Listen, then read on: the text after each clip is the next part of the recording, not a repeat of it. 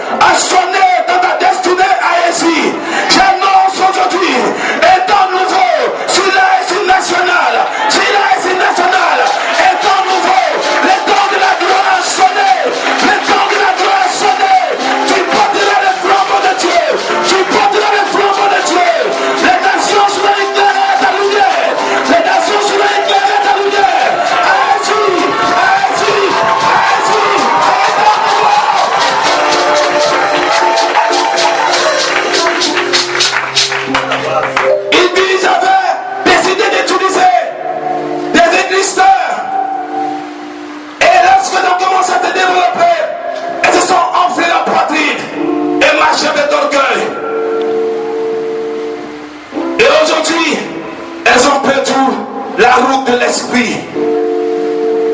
Et régnant ce qui faisait les forces. Elle ne croyait plus en l'effusion de l'esprit. Elle ne croyait plus en la délivrance. Elle ne croyait plus en ma puissance. Parce qu'elles se sont remplies les poches. Mais moi, l'Éternel, j'ai trouvé une jeune église. Une jeune sœur quelque part. Une jeune église avec laquelle je vais coucher. Je trouve en toi mon plaisir. Je trouve en toi mon désir. Je trouve en toi mon plaisir. Je trouve en toi mon désir. Ainsi, ton temps a sonné. Ton temps a sonné. Il dit l'on dit jamais vu. Parce que ce que j'ai fait avec toi ne sera pas comparable à ce qu'ils ont vécu. Car le vent du nouveau vin est en train de souffler sur vous. Ainsi, ils ne comprendront pas ce qui t'arrive. Parce que mon Dieu, je me suis levé. Une chose insignifiante. La moindre des églises, la délaisser, la rejeter, l'humilier, je la relève pour la positionner. Je la relève pour la positionner. Votre histoire bouleversera. Votre histoire changera. Cette nation compte sur toi. Car je me suis trouvé une armée, une église, un allié, un collaborateur, une personne avec qui je vais composer. Ouvre seulement les oreilles. Accepte mes oracles. Accepte ma parole. Ainsi, porte ma voix loin. Porte ma voix parmi les nations. Porte ma voix parmi les nations. Porte ma voix parmi tes frères, parmi tes soeurs. Car maintenant commence une nouvelle dispensation. Un temps nouveau est arrivé. Un temps nouveau est arrivé. Sur vos jeunes gens, je répandrai mon esprit. Sur vos enfants, je répandrai mon esprit. Sur vos enfants, je répandrai mon esprit. Sur vous, ma gloire se manifestera. Un temps nouveau. Et ce temps, nul ne pourra l'arrêter. Aucune puissance d'envoûtement, de l'enchantement pourra contre ce que je descends sur votre destinée maintenant. Quelque chose se passe. J'ai transformé cette assemblée en une assemblée missionnaire. Je mettrai mon esprit sur vous. Et vous serez envoyés dans les nations. Vous connaîtrez les nations. Je suis venu vous communiquer l'onction missionnaire. Cette onction qui a poussé les apôtres à aller dans les fins fonds de la terre pour proclamer mes oracles. Car je vous ai dit, j'enverrai une puissance sur vous et vous serez mes témoins en Jérusalem, en Judée, en Samarie, jusqu'aux extrémités. Je ferai cela avec vous. Cette promesse est pour vous et pour vos enfants. L'Éternel s'est levé et l'Éternel t'a trouvé dit. Arrête de pleurer. Arrête de regarder à ce que tu n'as pas. Ta semence établie. Tu es David, celui qui était le dernier de sa famille, le rejeté. Aujourd'hui, ton histoire change à ici. Aujourd'hui, ton histoire change. Peuple de Dieu, ne vous inquiétez pas. Parce que je suis en train de m'accorder pour parler à toutes vos sœurs, les églises. Mon message sera unique dans toutes vos assemblées. Et je dirai cela à vos leaders, à vos bergers, que je suis en train de faire une œuvre nouvelle. Nul ne pourra arrêter ma manifestation. Là, le temps est arrivé. Et c'est à parler les ténèbres. Baissons la tête sur le Père. L'on va marcher des bros à Nassa. Oh, le mama na fos inayala boro kimpa yamasa. Shiri garababa na robo mama masha. Dona fos ibinero.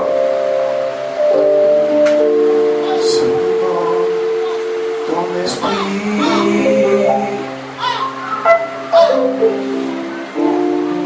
Ce qui compte, c'est ton esprit.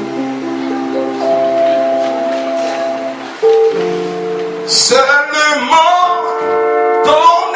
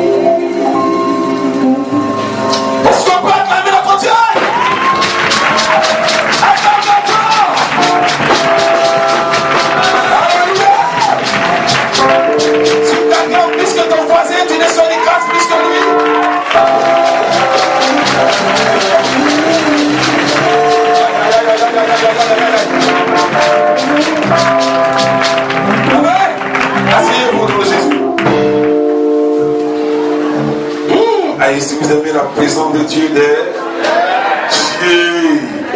acclamez le Seigneur encore pour vous. Amen. Nous sommes dans le livre de Genèse chapitre 25. Alléluia. Le thème que nous allons traiter ce matin. Alléluia. La bonne nourriture, la nourriture du Seigneur, c'est une nouvelle dimension. Alléluia. Je n'ai pas voulu donner le thème, mais comme nous avons tous des écrivains parmi nous, donc il faut être très prudent. Alléluia.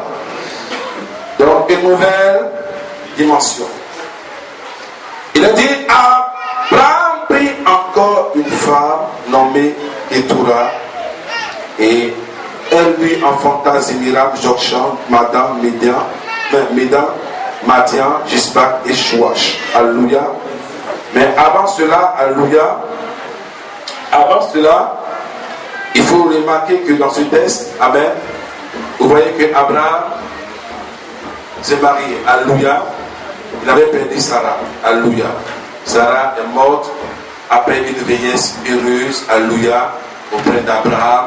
Elle a vécu auprès d'Abraham pendant plusieurs années, plus de 100 ans. Alléluia. Elle avait, je crois, 90 ans quand elle enfantait Isaac. Amen. Et Isaac a eu plus de 40 ans. Amen. Près de 40 ans quand elle mourait. Donc imaginez, il faut calculer un peu. Donc elle est partie dans une vieillesse très heureuse. Alléluia. Amen. Donc, la Bible nous dit, Abraham prit encore une femme nommée Ketura. Alléluia. Voilà, ce n'est pas le second mariage d'Abraham pour dire que bon, Sarah a pu la marier. Non, mais c'était après le décès de Sarah. Amen. Amen. Amen. Je vais demander à tous les hommes mariés ici de se tenir debout. Les hommes mariés, tenez-vous debout. Amen. Voilà, je vais sécuriser ce message. Amen. Voilà, pour que vous compreniez que ce n'est pas la pensée que nous devons avoir, n'est pas une pensée, je peux dire, de tuer ta femme. Ce n'est pas de ça que nous parlons. Amen. Je vais sécuriser ce message dans la présence de l'Esprit afin que nous puissions être dans la pensée de l'Esprit. Amen.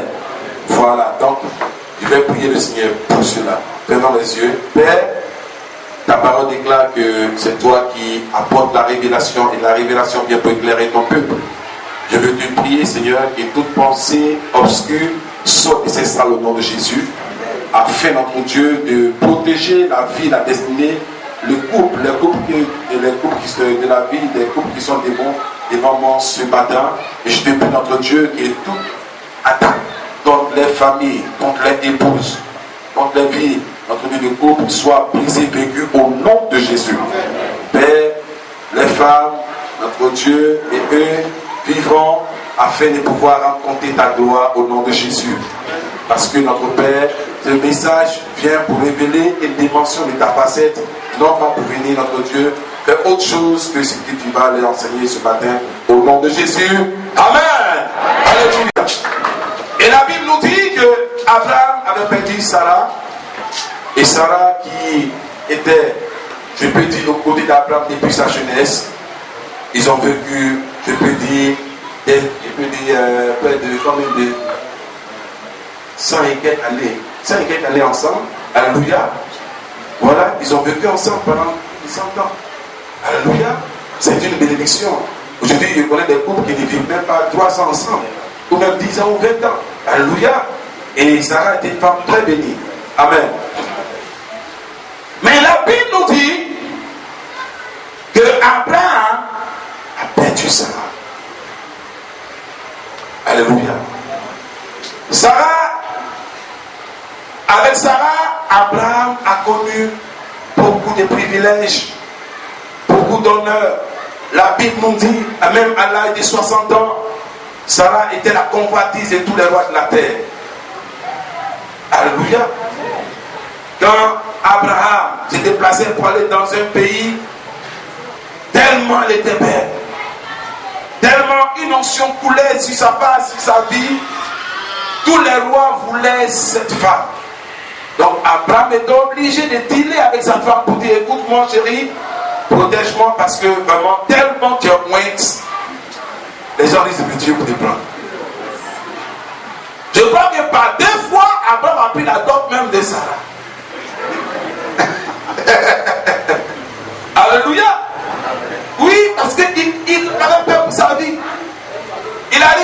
il dit, mais écoute, c'est qui ça? On dit, mais c'est ma soeur, c'est ma soeur. Il dit, mais dis donc, mais comment je vais pour la prendre? Il n'y a pas de problème. Fais la dot. Alléluia. Il prend la dot. Et le monsieur, il prend la femme, il l'amène dans sa maison. Et Dieu s'est levé à lui pour dire, écoute, si tu touches à la femme là, aïe, aïe, alléluia. Tu ne dois pas toucher à cette femme. Il se rend compte qu'Abraham a dit quelque chose de bizarre. Il va rencontrer Abraham et dit, mais qu'est-ce que tu vas faire? Tu veux me tuer ou quoi? L'Éternel s'est levé contre moi. Alléluia. Par des fois, Dieu a intervenu dans la vie d'Abraham. Parce que Sarah était pour Abraham, je peux dire, sa première gloire. Amen. Et avec Sarah, la Bible nous dit que Dieu a fortifié Abraham et a fait la promesse à Abraham qu'il aura un héritier. Et cet héritier va être, je peux dire, une source de bénédiction dans tout le monde entier. Alléluia. Et c'est Sarah qui devait porter cette promesse, l'enfant de la promesse. Bien vrai que Abraham à un moment a cru qu'il pouvait passer de l'autre côté pour laisser la parole de Dieu s'accomplir. Mais Dieu a ramené Abraham à l'autre pour dire, écoute-moi, Abraham, je ne t'ai pas dit que c'est Ismaël qui sera, je peux dire, l'enfant de la promesse. Mais tu as fait rentrer Ismaël dans une alliance, mais ce n'est pas l'enfant de la promesse. Alléluia. Mais l'enfant de la promesse a été porté par Sarah.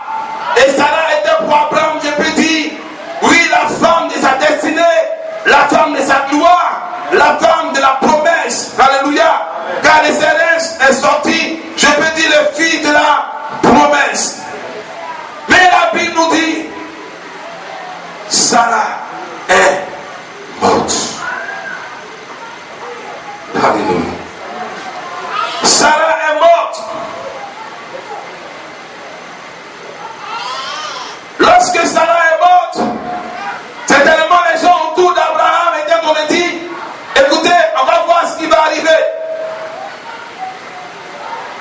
On va voir, certainement, il a quelques jours pour mourir là. Il est déjà vieux, mais c'est fini pour lui. Alléluia. C'est fini pour lui. Bon, sa femme est morte. Bon, lui aussi. Allez, espérons dans quelques mois, certainement, tout de plus, 12 mois, il va mourir. Mais ils se sont rendus compte que Abraham n'est pas mort après 1 mois, après 2 mois, après 3 mois. Ils ont commencé à voir Abraham dans une certaine profonde communion avec Dieu. Alléluia. Et Dieu va parler à Abraham. Permettez-moi de vous dire qu'Abraham est un adorateur. Et Abraham ne fait rien sans avoir demandé l'ordre au Seigneur. Abraham communique avec Dieu dans toutes choses. Et quand Dieu disait à Abraham, fais un mouvement, et ainsi qu'Abraham se lève et il partait. Tout adorateur de Dieu ne fait rien sans que l'Éternel lui donne l'ordre d'agir. Et lorsque Abraham a perdu Sarah, la Bible nous dit qu'Abraham était là, mais c'est tellement il a consulté l'Éternel. Il dit, Seigneur, qu'est-ce que je fais? Dieu pouvait lui dire, invoque-moi seulement, reste comme ça, parce que ton heure n'est pas loin, tu iras de toute façon, reste comme ça, tu n'as pas besoin de prendre une femme. Mais Dieu va parler à Abraham, dans son intimité, dans son adoration. Et Dieu dit à Abraham, prends encore une femme. Alléluia. Et ainsi qu'au chapitre 25 de Genèse, verset 1, la Bible nous dit, Abraham prit encore une femme nommée Ketura. Bien-aimé, tous ceux qui adorent Dieu ont la révélation de Dieu et agissent par l'Esprit de Dieu. Et vous allez comprendre ici que par les agissements d'Abraham, vous avez décrypté un message spirituel. Dis à quelqu'un un message spirituel. Et la femme qu'il a prise, elle s'appelle Ketura. Mais bien aimé, Ketura est une femme. Mais le nom qu'elle porte est une révélation. Ketura, selon la définition, signifie parfumé. Alléluia. Parfumé. Ou encore encens. Ou encore une autre définition améliorée, selon la Bible de Thompson, c'est abandon à Alléluia. Parfumé ou encens ou encore, pour mieux exprimer la pensée, c'est abandon à l'Éternel. Lorsque Abraham a perdu Sarah, sa première gloire, sa première grâce, la Bible nous dit que Dieu va leur donner de faire encore un autre acte. Mais bien aimé, imaginez-vous quelqu'un qui a au-delà de 100 ans, quel désir il peut exprimer encore, quelle chose il peut ressentir encore, même pour faire le fils de la promesse, était toute une histoire. Il fallait que Dieu le fortifie physiquement pour arriver à ce stade. Alléluia. Mais Dieu dit à Abraham, prends encore une femme.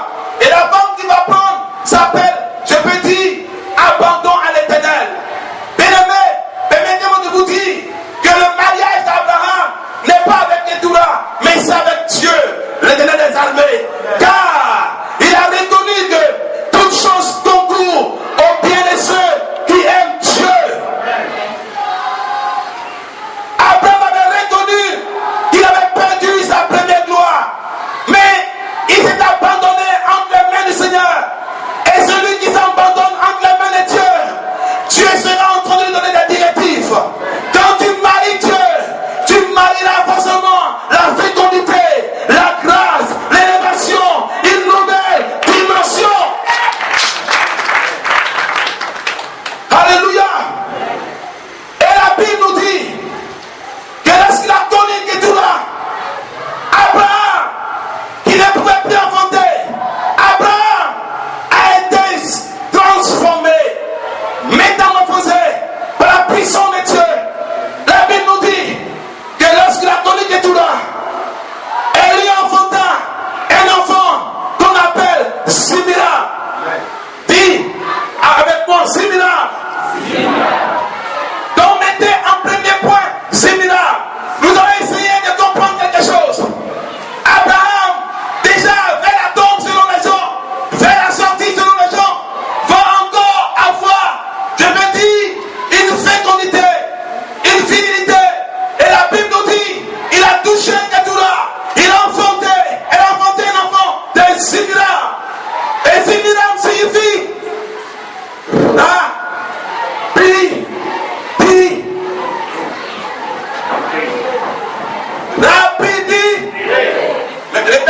rapidité. Lorsqu'il a touché la femme, cette femme qu'on appelle parfum ou parfumé, ou bien abandon à l'Éternel, lorsqu'il s'est confié en Dieu, la Bible nous dit qu'il a enfanté, qu'il a produit, oui encore, la rapidité. Lorsque Dieu te touche, lorsque tu te visites, tu enfantera la rapidité. Quelque chose se passera dans ta vie. Tu vas dépasser ceux qui peuvent concurrencer. Quand tu t'abandonnes entre les mains de Dieu, tu enfanteras la rapidité. Abraham a compris une chose.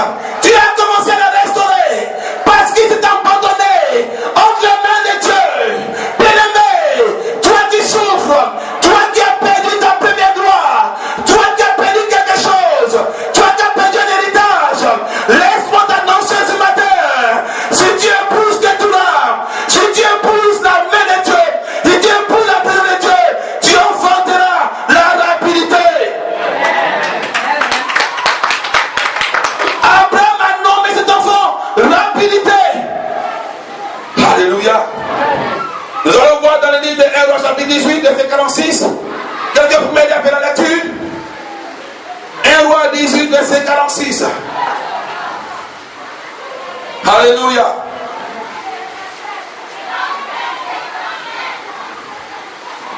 Oui, frère Désiré.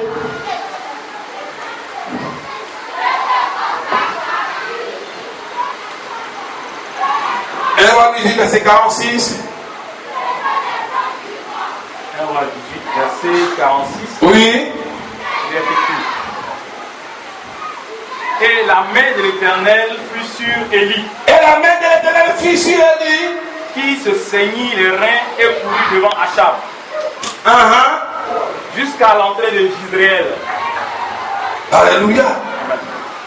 Akab était sur ses chevaux et Akab partait et Dieu a utilisé Élie pour dépasser même les chevaux d'Akab.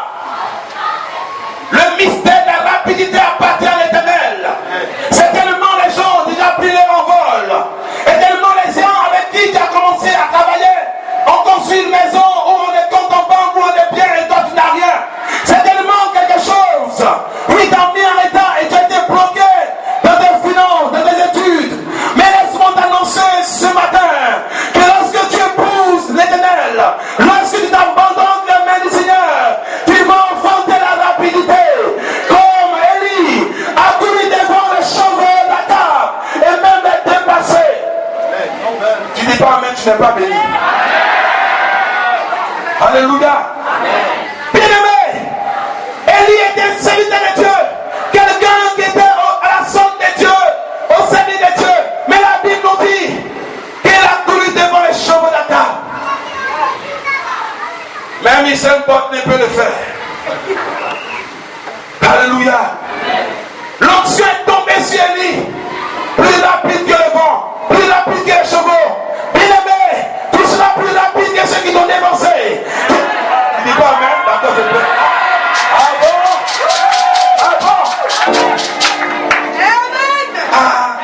Il prophétise ta vie, puis tu la laisses tomber comme ça en train de quelqu'un qui est. Ah non, les morts n'entendent pas la parole, ce sont les vivants qui entendent la parole. Les vivants reçoivent les promesses, je vous dis. J'ai dit, tu vas dépasser ceux qui t'ont concurrencé. Tu vas dépasser des portes à grâce, ceux qui sont partis avant toi. Ceux qui sont avec des chevaux, tu vas les dépasser. L'Éternel te mettra en l'âge. Quand tu enfanteras la rapidité. Abraham, après avoir connu Ketula, après avoir laissé son sang entre les mains de Dieu, la Bible nous dit qu'il va devenir fécond. Bien-aimé, ce qui est impossible aux hommes, impossible à Dieu. Ce qui est impossible aux hommes, impossible à Dieu. Les lois de Dieu défient la nature. Il est au-dessus de toutes choses. Il est capable de changer le cours de ton histoire. Il est capable de changer le cours de ton histoire. Il est capable de changer ton héritage. Il est capable de transformer ton héritage. L'Éternel te lève pour toi aujourd'hui. Alléluia. Tu enfanteras la rapidité. Les gens disaient à Abraham que tu n'auras point d'enfant. Oh, c'est fini. Il est proche de la mort. Où les hommes étaient en train de calculer quand est-ce qu'il allait mourir. Le mois exact, l'année exacte. C'est en ce moment-là que Dieu déclenche la fécondité. La joie d'être père. Oh my God.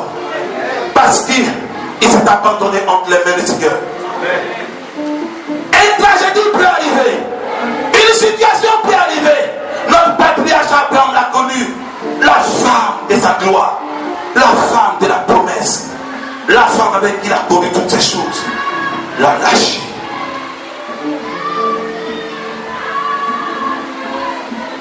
C'est tellement tu as connu la même tragédie. Celui qui te soutenait est parti tragiquement. La chose sur laquelle tu comptais t'a laissé tomber. Ceux qui pouvaient te soutenir t'ont laissé tomber. Et tu es resté seul en train de souffrir. Là où tu mettais ton espoir, ton espérance, les choses ont été coupées. Mais laisse-moi t'annoncer quelque chose. Les hommes ne peuvent pas. Les hommes ne pourront pas changer ta destinée. Seul l'Éternel des armées. Abraham ne s'est pas réfugié dans les conseils humains. Abraham ne s'est pas réfugié dans, je peux dire, les dits des gens.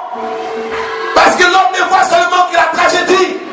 Mais Dieu voit pour toi des projets de paix et non de malheur, afin de te donner un avenir et de l'espérance.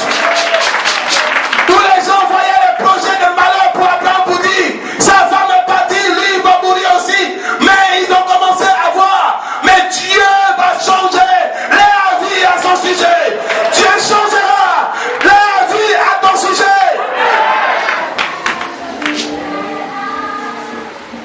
Abraham enfante la rapidité. Quand tu es connecté à Dieu, tu vivras la rapidité. Ce que les gens pris 10 ans pour construire, toi en un an, tu l'auras. Oh, tu n'as pas dit amen. Tu n'as pas dit amen. Tu n'as pas dit amen. Tu n'as pas dit amen.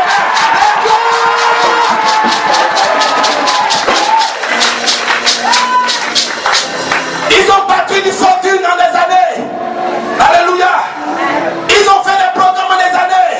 Mais toi, à cause de l'amour de l'Éternel, à cause du projet de Dieu pour toi, tu enfanteras la rapidité. Tu enfanteras la rapidité. Tu enfanteras la rapidité. Tu enfanteras la rapidité.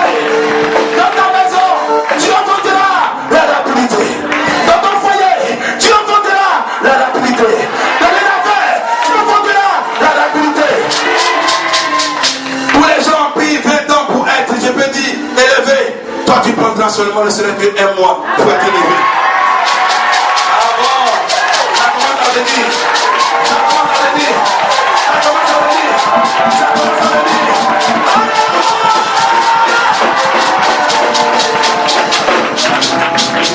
Ton problème n'est pas avec les hommes. Fais comme Abraham. Fais comme Abraham. Épouse Ketura. Épouse l'Éternel des armées. Épouse le conseil de Dieu. Épouse la voix de Dieu. Épouse la prophétie de Dieu. Épouse la parole de Dieu. Épouse l'Éternel. Il sera pour toi une bonne épouse. Il sera pour toi une bonne épouse. Il sera pour toi une bonne épouse. Il sera pour toi une bonne épouse. Alléluia. Les gens, je n'ai 10 ans pour avoir un mari, mais toi seulement en un mois, l'Éternel trouve les portes pour toi. Le patriarche Abraham, il a compris qu'il était dans une nouvelle dimension. Peut-être une nouvelle dimension. Il va lever sa femme et la Bible dit qu'il enfante encore. Sa femme enfante encore. Aïe, Abraham, qu'est-ce qui te passe? Qu'est-ce qui t'arrive? Ah non, le patriarche est béni. Et l'enfant s'appelle Jokshan. Jokshan signifie invisibilité. Dis à quelqu'un invisibilité. Dis encore invisibilité. Quand Dieu commence à bénir quelqu'un, Dieu doit le rendre invisible aux yeux de ses ennemis. Oh!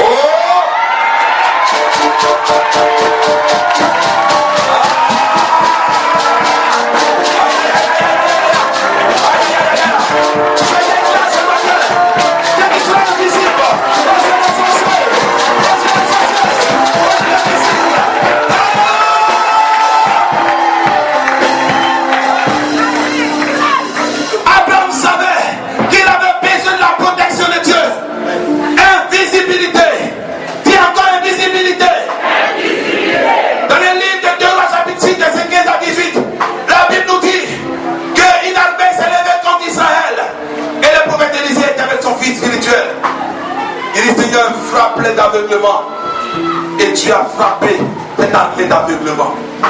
Ils n'ont pas pu retrouver le lieu qui partait assiégé. Oh, dis à quelqu'un invisibilité. Alléluia, alléluia.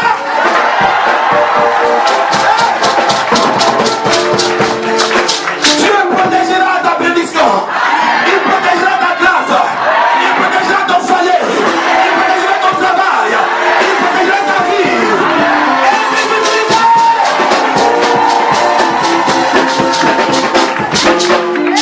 Le patriarche Abraham a dit que Dieu l'a rendu invisible aux yeux de ses ennemis. Quand le mystique arrive, il n'arrive pas à voir Abraham, il voit autre chose. Quand les sorciers arrivent, ils ne voient seulement que le feu. Quand Dieu te rend invisible aux yeux des mystiques, aux yeux des sorciers, ils verront autre chose à ta place.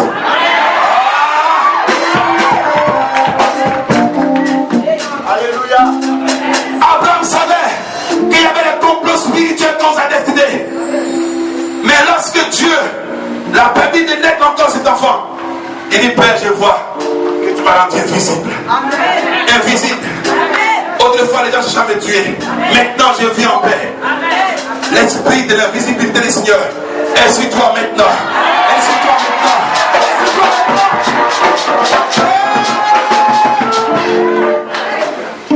Alléluia. Dis avec moi, je chante. Dis avec moi, je chante. Alléluia. L'Éternel a rendu Abraham invisible. Tu as besoin de la protection de Dieu. Dans ton commerce, tu as besoin de la protection de Dieu. Dans ton entreprise, tu as besoin de la protection de Dieu. C'est lui celui qui peut assurer ta garantie, assurer ta survie, assurer ton efficacité. Abraham a reçu la visitation de Dieu. Il dit, je suis devenu invisible maintenant. Tu verras des ennemis même te critiquer dans le vice en face parce que Dieu va te rendre visible à les yeux. Tu vas les regarder, ils ne sauront même pas que c'est toi. Et puis ils seront en train de te critiquer. Et tu vas les entendre. Et quand ils finiront un peu, le ténèbres va ouvrir les yeux. Dis, oh my God. Oh my God. Oh my God. Dis invisibilité. Bien-aimé, c'est une autre dimension. Abraham a commencé à marcher dans les prophétiques. Il dit non. Je vais raconter ma vie et pas le nom des enfants que je donne. Oui, il racontait sa vie maintenant. Oui, parce que vous savez, depuis Abraham jusqu'en Israël, tous les noms qu'on donne ont une signification. Et ces noms sont les noms des circonstances ou des noms, je peux dire, selon les faits ou les événements marquants vécus par ces personnes. Au point où des personnes portent des noms, je peux dire, des malheurs ou des souffrances comme Jaébet. Sa mère l'a conçu dans la souffrance. Elle dit vraiment, cet enfant, il a eu du mal à le mettre au monde. Je l'appelle Sissi. Et Jaébet est né dans la souffrance. Et Jaébet a demandé à Dieu de provoquer la puissance, la malédiction se trouve dans son nom. Et Dieu l'a fait. Abraham reconnaissait que l'Éternel l'avait rendu invisible. En troisième position, la Bible nous dit que Abraham encore a touché sa femme. Elle a enfanté un enfant qu'on appelle Médian. Médan. Alléluia. Ça signifie communion. Communion. Ou union. Alléluia. Mais Abraham est en train de révéler un message. Tous les hommes de Dieu, tous les prophètes de Dieu ont un message. Et un seul message. Préparer le chemin du Seigneur. Oh, n'a pas dit Amen. Abraham préparait le chemin de notre Seigneur. Et il révélait à toute l'humanité. Médan signifie communion. Et la communion que nous devons rechercher, c'est la communion avec l'Éternel. Il révélait qu'il était en communion avec le Père. Vous pouvez vraiment, pour fortifier votre compréhension, prenez 1 Jean chapitre 1, 1 Jean 1, verset 3. Et la Bible nous dit qu'il est en communion avec le Père et le Fils. Alléluia. Désirez soumettre, ça me fera du bien. 1 Jean chapitre 1, verset 3. Alléluia. Et Abraham est en train de révéler la source de sa bénédiction, la source de sa visitation. Bien-aimé, toute bénédiction qui n'est pas, je peux dire, basée sur le Seigneur, est une bénédiction éphémère et dangereuse. Parce que le diable te réclamera des tonnes de choses qu'il ne t'a pas données. Oui, bien-aimé. Ce que nous avons vu et entendu, oui, nous vous l'annonçons à vous aussi, oui, afin que vous aussi vous soyez en communion avec nous. Or, notre communion est avec le Père et avec son Fils Jésus-Christ. Alléluia. Et tous ceux qui ont connu le Seigneur, tous ceux qui sont à la droite de Dieu, sont en communion avec le Père, sont en communion avec le Fils. Bien-aimé, c'est seulement la communion avec le Père qui changera ta destinée. Et Dieu veut changer le cours de ton histoire. Une communion s'impose à toi. Une communion s'impose à toi. Qui parle de communion parle de prière. Qui parle de communion parle d'invocation. Qui parle de communion parle de prière fervente et de relation avec le Seigneur. Tu dois avoir une communion avec le Père.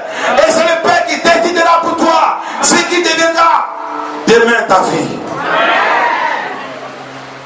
Abraham révélait que sa communion avec le Père qui a changé sa destinée Il révélait que son mariage avec Ketura était une histoire de la communion avec le Père. Tu as une communion avec le Père. Le Père te donnera les instructions et ta destinée changera. Nous ne sommes pas venus sur la terre pour vivre la malédiction ni pour vivre la pauvreté. Parce que quelqu'un a payé le prix à la croix pour toi. Il s'appelle Jésus-Christ de Nazareth. Sur la croix de Golgotha, il s'est écrit pour toi. Tout est accompli avec que tu puisses bénéficier de ton héritage. Donc ça sera pour toi une malédiction de ne pas vivre la gloire de Dieu. Une malédiction de ne pas vivre l'héritage de Dieu. Lève-toi et crie alléluia.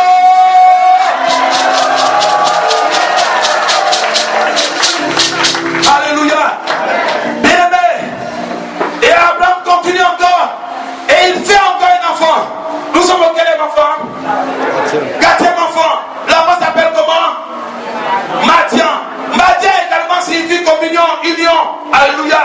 Mais comme je vous ai dit, tout prophète du Seigneur est vers la gloire. La première communion était la communion quoi? Verticale. C'est qui est dit l'homme de Dieu. Et encore Abraham insiste. Car le nom Médan et Madian sont les mêmes mots. Ça signifie la même chose. Abraham a révélé la gloire. Communion avec Dieu et communion avec les hommes. Voilà pourquoi dans le livre de Jean chapitre 17 verset 21, et Jésus prie, il dit Père, qu'il soit un comme toi et moi. La communion entre nous les frères est très importante. Si tu reçois de Dieu, communique la chaleur que tu as reçue de la part du Seigneur à tes frères. La communion avec les hommes implique l'amour, implique la douceur, implique la compréhension, implique le partage, implique la bonne relation. La communion. Madian signifie communion avec Dieu et communion aussi également avec les hommes. Et tu es en communion avec ton frère, c'est que tu fais partie de ceux qui annoncent la gloire. Il y a des personnes seulement qui annoncent la communion avec le Père par la communion horizontale. Tu n'annonces pas la gloire. Abraham a annoncé la gloire. Communion verticale, communion horizontale. Tous ici nous sommes appelés à nous aimer, à nous comprendre, à nous saluer, à partager la chaleur fraternelle, car cela était la force de l'église primitive. La communion fraternelle, la fraction